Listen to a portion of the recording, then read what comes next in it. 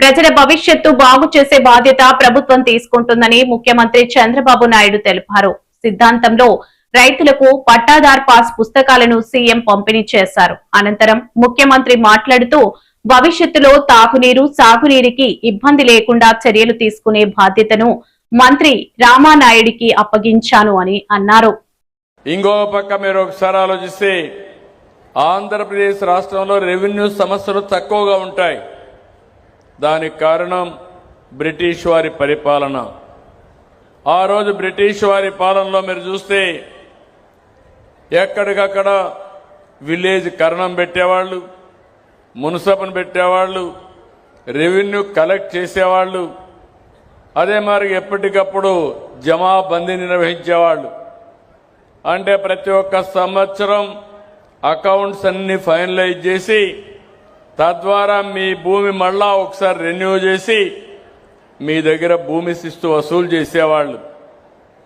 అందువల్ల రికార్డులు ఎక్కడా తేడా ఉండేది కాదు. అదే నేను హైదరాబాద్ చూశాను. 9.5 సంవత్సరాలు ముఖ్యమంత్రిగా ఉన్నాను. వివాదాలు ఎక్కువ ఉండేటివి. దానికి కారణం నిజాం పాలన. అక్కడ నిజాం ఏం చేసేవాడంటే ఒకే భూమికి 10 మందికి పట్టాలు ఇచ్చేవాడు. ఆ 10 మంది ఆ భూమి చుట్టూరు తిరుగుతూ ఉండేవాళ్ళు. ఓసారి ప్రభుత్వ భూమిని కూడా మాదని వాళ్ళు కబ్జా చేసేదానికి వస్తే నేను చాలా దిక్కడ బోర్డులు పెట్టి ఆ భూమిని కాపాడిన రోజులు. అలాంటిది నాకు ఎప్పుడూ ఈ సమస్య కనపడలేదు. 2024 నేను ముఖ్యమంత్రి అయిన తర్వాత ప్రతిపక్షంలో ఉన్నప్పుడు కూడా చూశాను. మీరందరూ గుర్తుపెట్టుకోవాలి, ఒక దుర్మార్గమైన పాలన వస్తే విధ్వంసం చేయడమే కాకుండా మీ జీవితాల్లో ఏ విధంగా సమస్యలు సృష్టిస్తారో ప్రతి ఒక్కరూ గుర్తుపెట్టుకోవాల్సిన అవసరం ఉంది. ఆ రోజు వీళ్ళు చేసిన పని ఎవరికి ఎలాంటి ఆలోచన రాలేదు. ఒక కొత్త చట్టం తీసుకొచ్చారు, ల్యాండ్ సీలింగ్ యాక్ట్ అని, టైటిల్ యాక్ట్ అని తీసుకొచ్చారు.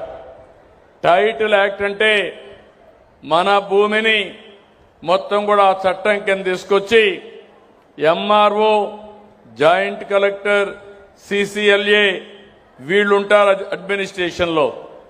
అట్లా కాకుండా ఆనాటి ముఖ్యమంత్రి ఆయన అనుకున్న వ్యక్తులనేసి మొత్తం కలిసి చూస్తే ప్రైవేటు వ్యక్తుల్ని, రిటైర్డ్ వ్యక్తుల్ని పెట్టాలని ప్రయత్నం చేశాడు.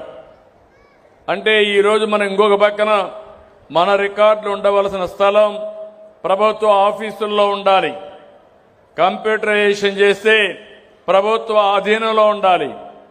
అలాంటి ప్రైవేట్ వాళ్ళకి అప్పచెప్పేశాడు. నేను ఆ రోజు చెప్పాను, వినలేదు.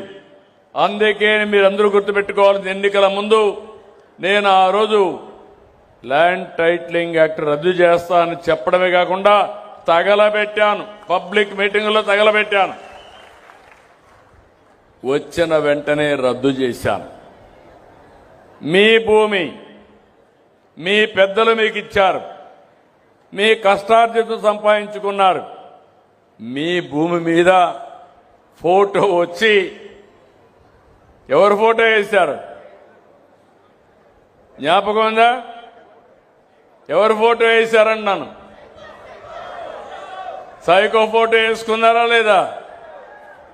అంటే భూమి మీది, ఫోటో అయింది. నిద్ర లేస్తే మీరు ఆయన. మూడవది, ఇక్కడ ఇంట్లో పుస్తకం చూస్తేనే కనపడాలి. ఇంకో పక్క మీ పొలం తిరిగిపోతే కూడా మిమ్మల్ని వదిలిపెట్టలా. మీ ఎంటబడ్డాడు భూతం మారిగా. పొలం దగ్గరికి పోతే మామూలు రాళ్లు కాదు, మోస్ట్ కాస్ట్లీయెస్ట్ ల్యాండ్ అవి. ఎక్కడంటే గెలాక్సీ గ్రనైట్, అది ఒంగోలులో దొరుకుతుంది.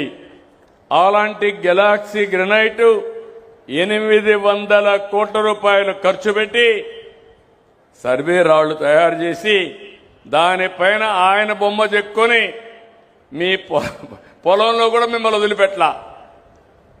అంటే ఏం చెప్పాలి నాకైతే అర్థం కాదు. ఈ పిచ్చితనానికి ట్రీట్మెంట్ ఎక్కడుందో నాకు తెలియదు. అడ్రస్ తెలిసి చెప్తే ఆ ట్రీట్మెంట్ ఇప్పించచ్చు వీళ్ళకు.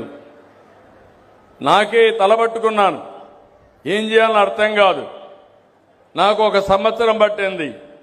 అధికార యంత్రాంగానికి చెప్పాను, మళ్లీ ఇలాంటి పునరావృతం కాకుంటే ఏం చేయాలని ఆలోచిస్తే కడాను ఒక సమస్య పరిష్కారానికి ఒక మార్గం చూపించారు.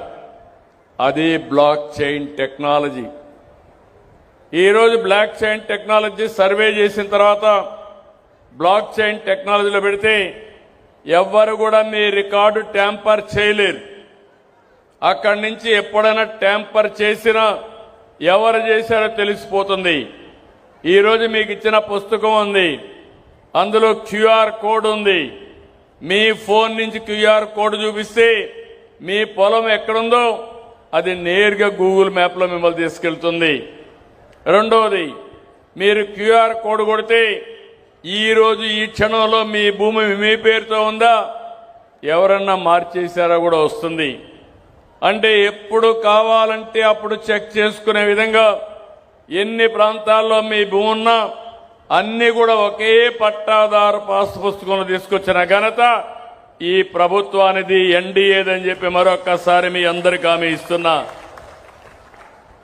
ఇంకో పక్క నేను ఆలోచించాను, నేను ప్రోగ్రామ్ ఇష్యూ చేయొచ్చు, అందులో అవకతవకలు చేసి మళ్లీ యాజ్ ఇట్ ఈజ్ రాస్తే సమస్యలు వస్తాయి.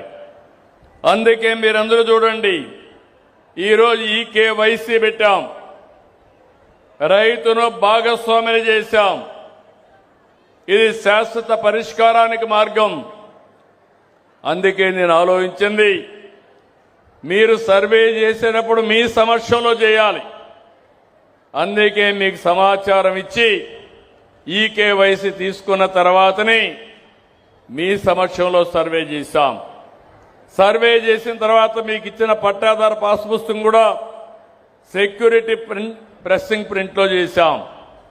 కరెన్సీ ఏ విధంగా చేస్తామో ఆ విధంగా చేశాం. మన నోట్లుంటాయి, ఆ నోట్ల మారిగానే దీన్ని కూడా చేశాం. అది చేసే మునుపు మళ్లీ వెరిఫై చేయాలి. మళ్ళా మీకు ప్రూఫ్ ఆఫ్ కాన్సెప్ట్ పంపించాం, వాస్తవాలు ఏమున్నాయి ఇప్పుడు చదివినిపించారు. మీరు ఒప్పుకొని సంతకం పెడితే ఈకేవైసీ ఇస్తే